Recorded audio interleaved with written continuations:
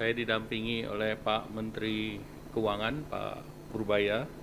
Tadi hadir dalam rapat bersama Bapak Presiden dan rapat dengan Pak Presiden tadi membahas terkait dengan kebijakan yang akan diambil yang kita beri nama program paket ekonomi di tahun 2025 ini yang terdiri dari 8 program akselerasi di 2025, 4 program yang dilanjutkan di 2026, dan 5 program yang terkait dengan andalan pemerintah untuk penyerapan tenaga kerja.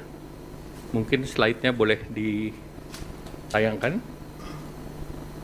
Nah, dari 8 program akselerasi pembangunan tersebut, yang pertama adalah magang lulusan daripada perguruan tinggi dengan kriteria maksimum fresh graduate 1 tahun. Apakah itu S1, D3, dan yang lain, itu di link and match-kan dengan dikerjasamakan dengan sektor industri, di mana penerima manfaat di tahap pertama 20.000 orang, dan selama proses bekerja diberikan uang saku sebesar upah minimum UMP. Dan ini untuk 6 bulan dan anggarannya sudah disediakan sebesar 198 miliar. Yang kedua, mungkin yang terkait dengan perluasan PPh 1 ditanggung pemerintah yang kemarin sudah diperlakukan untuk sektor padat karya, ini dilanjutkan ke sektor pariwisata, hotel, restoran, dan kafe. Target penerimanya 552.000 pekerja, dan ini diberikan 100% PPh untuk sisa tahun pajak 2025 ataupun 3 bulan. Nah, anggarannya sebesar 120 miliar. Ini bisa pindah ke slide berikut, slide 3. Kemudian bantuan pangan itu juga dilanjutkan untuk 2 bulan. Itu untuk 10 kg beras di bulan Oktober November. Nanti kita evaluasi untuk bulan berikutnya, bulan Desember. Nah, itu diperlukan dana sebesar 7 triliun. Kemudian program bantuan iuran jaminan kecelakaan kerja dan jaminan kematian bagi pekerja bukan penerima upah.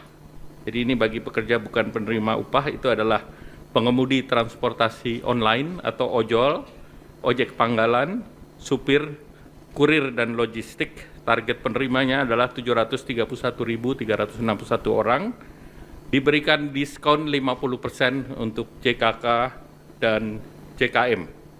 Jadi JKK dan JKM itu tentunya kita berharap bahwa ini bisa diterima oleh ojol, dan dana yang diperlukan adalah 36 miliar dan disiapkan oleh BPJS.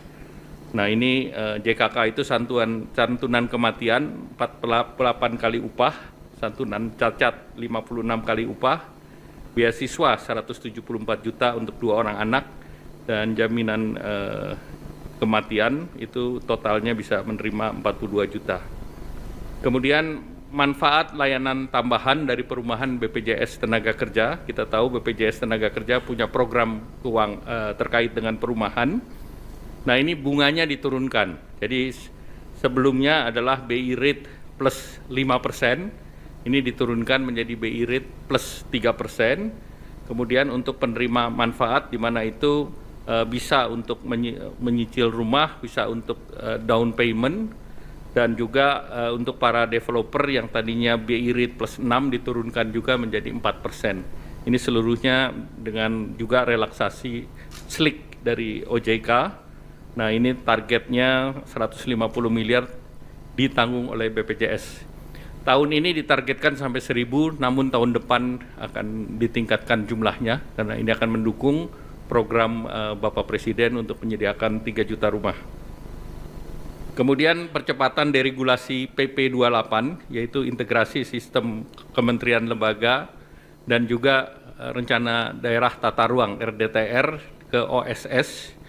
Nah, ini akan didorong jumlah daerahnya tadi ditingkatkan bukan 50 tetapi Ini 50 kabupaten kota, namun daerahnya menjadi 170 sekian kecamatan, dan diharapkan tahun depan juga bisa ditambahkan. Dan untuk RDTR itu disediakan dana 3,5 miliar per RDTR, di mana dari Badan Geologi Informasi Geospasial akan menyiapkan data, sehingga nanti OSS punya fiktif positif untuk 20 hari kerja. Sehingga kalau ini tidak selesai, maka otomatis akan berlaku, dan itu kebutuhan dananya diperkirakan sekitar 1 triliun. Kemudian pilot project, beberapa program di kota-kota besar, salah satunya adalah di Jakarta untuk gig ekonomi, di mana ini semacam working space, dan ini akan diikuti oleh piloting di berbagai daerah lain, Jabar, Jateng, Jatim, Banten, Bali, Manado, Makassar, dan Batam. Kalau di Jakarta menggunakan dana yang sudah tersedia di Jakarta, dan juga akan mendorong dana yang ada di Ekraf.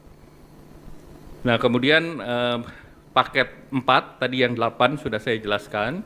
8 diberlakukan untuk mengakselerasi di 2025. Yang 4 adalah yang akan dilanjutkan di 2026.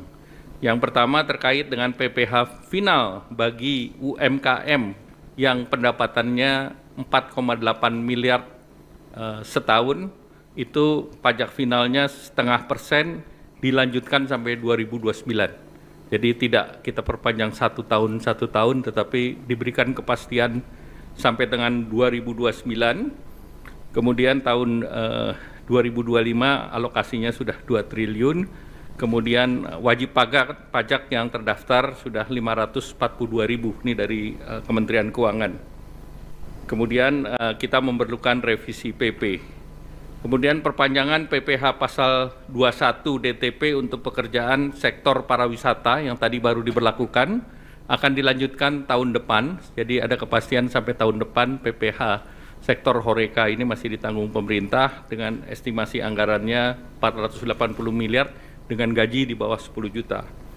Kemudian untuk pekerja industri padat karya, yaitu alas kaki, tekstil, pakaian jadi, furniture, kulit, dan barang kulit, ini juga dilanjutkan, yang 10 juta itu ditanggung pemerintah.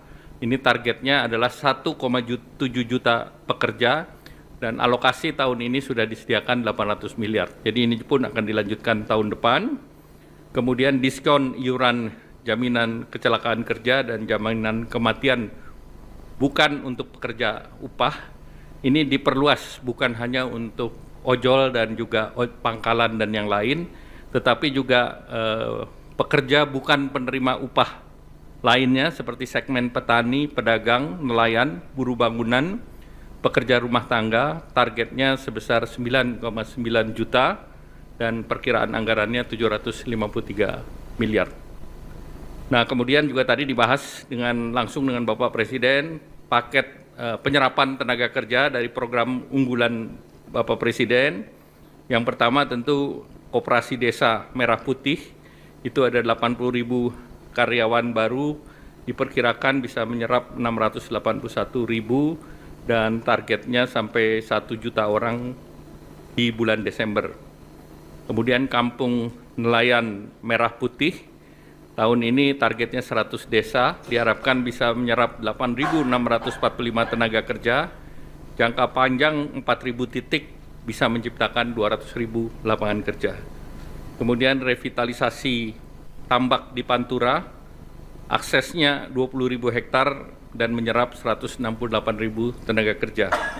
Kemudian program modernisasi kapal, ini ada 1.000 kapal nelayan, ini diperkirakan bisa menciptakan 200.000 lapangan kerja baru, dan juga ada kapal 30 GT, 150 GT, dan unitnya untuk KN Koperasi Merah Putih 30 GT 1.000 unit, 150 GT 200 unit, 200 GT 200 unit, 300 GT 170 unit, 600 GT 10 unit, 2.000 GT 2 unit untuk pelaku usaha existing BUMN atau Jaladri.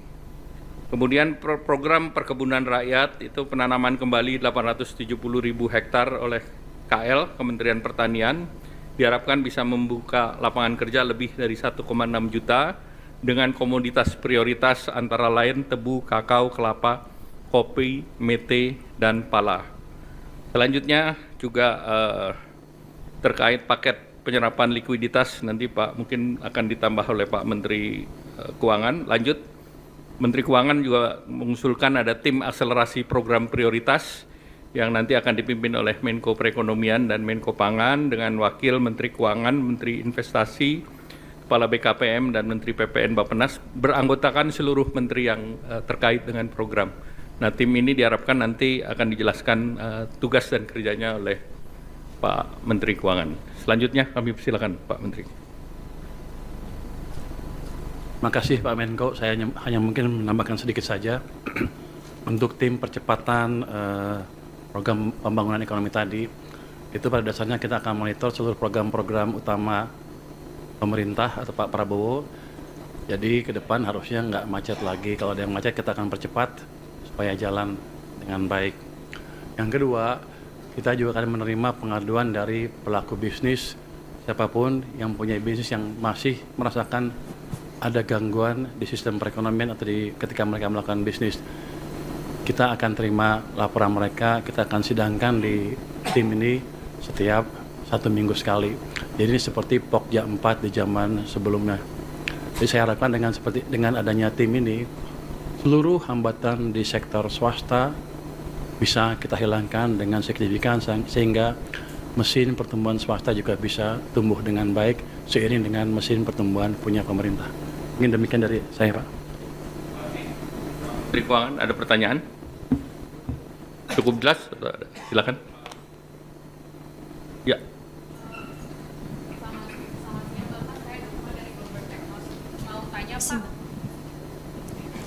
Izin mau tanya Pak soal stimulus PPh 21 DTP, kan itu diperluas ke sektor hotel, resto, dan lain-lain yang pariwisata tadi Pak. Apakah ada alasannya kenapa itu diperluas ke sektor tersebut Pak?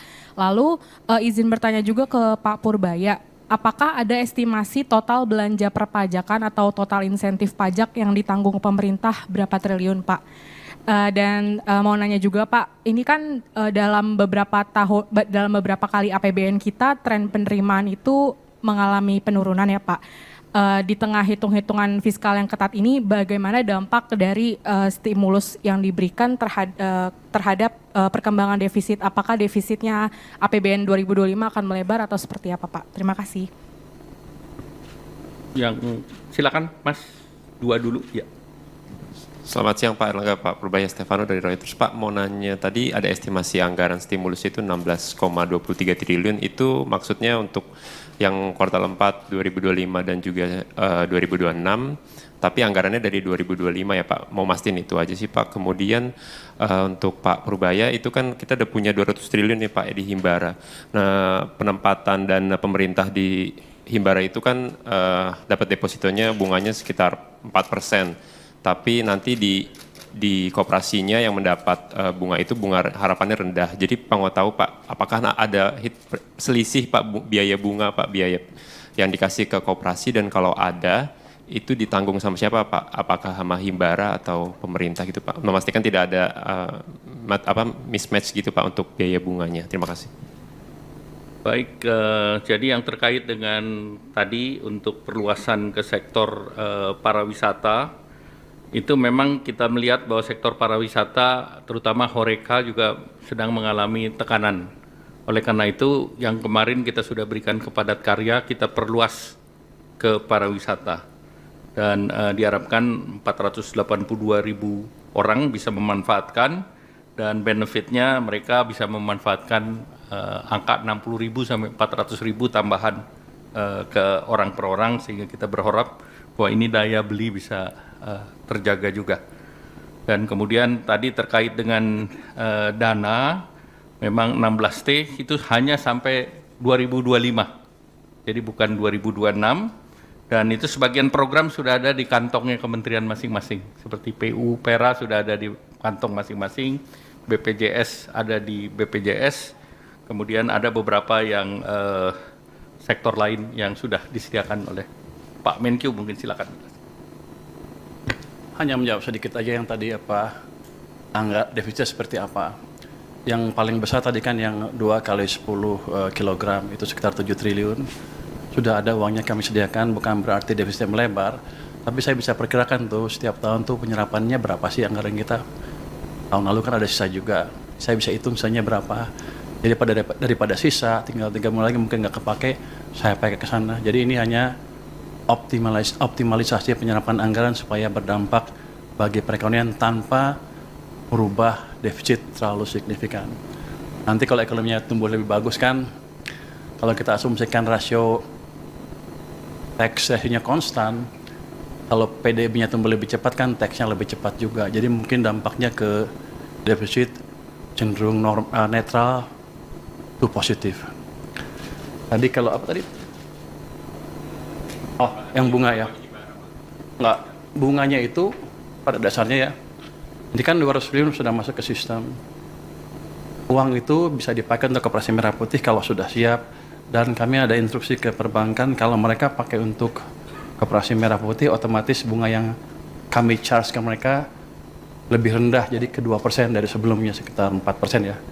Jadi otomatis seperti itu. Jadi nggak ada lagi cost tambahan bagi Himbara ya. Jadi harusnya sih akan berjalan mulus. Cuma nanti kita gebrak-gebrak biar lebih cepat aja. Baik, masih ada? 2 lagi ya, silakan Mas. Untuk Pak Purbaya mungkin Pak, saya Herdi dari Detikom Pak. Mungkin pertanyaannya mengenai yang program gelontoran dana 200T ke perbankan Pak. Mungkin itu sejauh ini progresnya seperti apa Pak? Apakah semua sudah masuk ke 5 bank itu? Terus mungkin setelah ini gitu Pak, apakah itu kan cuma 6 bulan ya Pak ya penempatannya? Apakah nanti bisa diperpanjang atau mungkin diperluas selain 5 bank itu Pak? Iya, artinya 200T apakah bakal tambah juga gitu Pak? Mungkin pertanyaan saya itu aja Pak. Terima kasih Pak. Ada lagi? Cukup, silakan Pak Purbaya.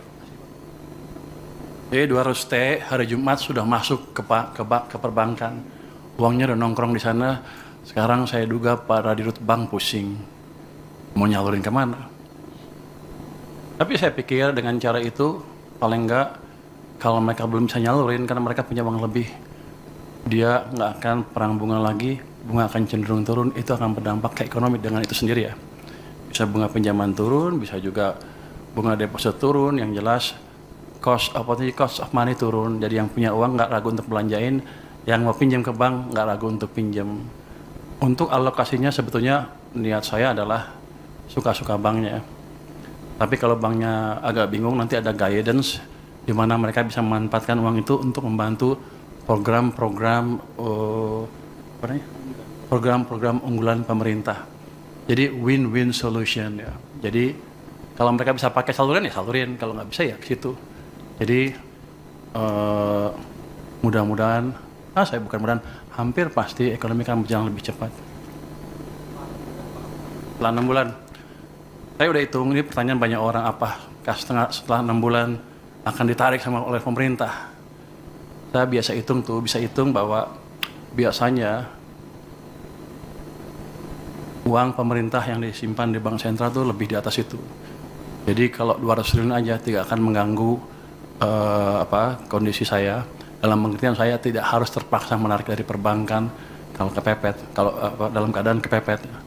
Jadi harusnya itu jumlah yang cukup sustainable untuk di bank maupun untuk perpurata pembiayaan program pembangunan yang lain. Enggak, taruh aja di situ terus. Saya nggak perpanjang. Biar seperti itu. Jadi ini kan nggak ada termnya sebetulnya. Yang kemarin dia bilang 6 bulan itu salah. Yang anak buah saya selalu nulis. Pada dasarnya seperti itu aja. Seperti saya naruh uang di bank suka-suka saya sampai kapan. Muter di situ supaya muter di perekonomian. Biar banknya mikir. Tambah nanti kita lihat kondisinya. Sekarang aja udah pusing lu minta tambah. Lu ngomong ke dirut bank deh. Dia udah pusing, aduh dikasih duit banyak nih, aduh. Tahu nggak Anda? Pada waktu saya mau nyalurin 200 triliun, banknya bilang apa? Saya hanya sanggup menyerap 7 triliun. Saya bilang enak aja. Kasih ke sana semua, biar mereka mikir. Jadi bukan saya lagi yang mikir, mereka yang mikir. Baik, terima kasih Pak Menteri Keuangan, terima kasih Bapak, Ibu, teman-teman media cetak, media elektronik. Assalamualaikum warahmatullahi wabarakatuh.